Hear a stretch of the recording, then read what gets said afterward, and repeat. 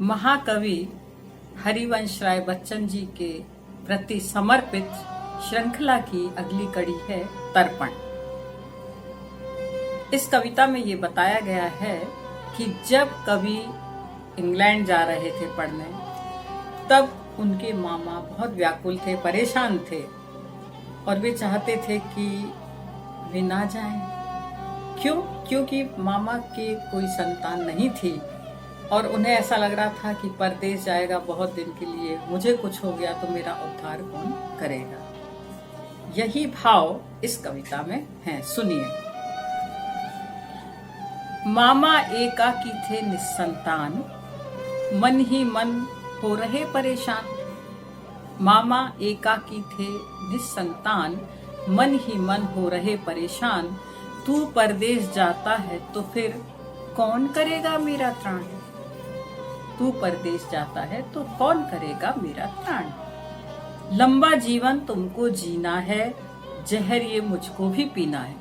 कवि ने कहा मामा से कि लंबा जीवन आपको जीना है और दूरी का जहर मुझे भी पीना है। लंबा जीवन तुमको जीना है, दूरी का ये जहर मुझे भी पीना है।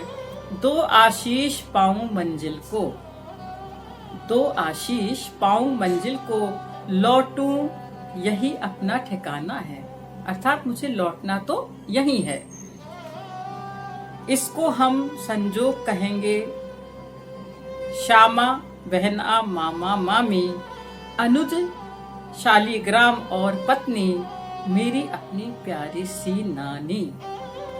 अब इन पंक्तियों में ये बताया गया है कि जितने नाम मैंने लिए हैं, इन सब का तर्पण कवि को करना पड़ा। ये भी संजोग की बात है कि इसको हम संजोग कहेंगे। श्यामा बहना मामा मामी, श्यामा कवि की पहली पत्नी, उनके मामा उनके मामी, छोटा भाई शालिग्राम और उनकी पत्नी, और अपनी प्यारी नानी का तर्पण भी कवि को ही करना पड़ा।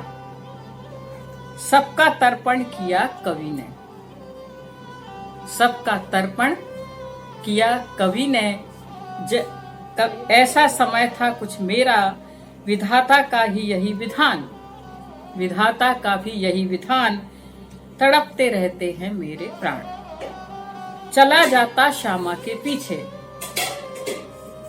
चला जाता श्यामा के पीछे, उत्तरदायित्व यहाँ कहीं नीचे, आत्म रूप में साथ बनी तुम रहना। कवि करता प्रार्थना अखियां मीचे, कवि करता प्रार्थना अखियां मीचे। धन्यवाद।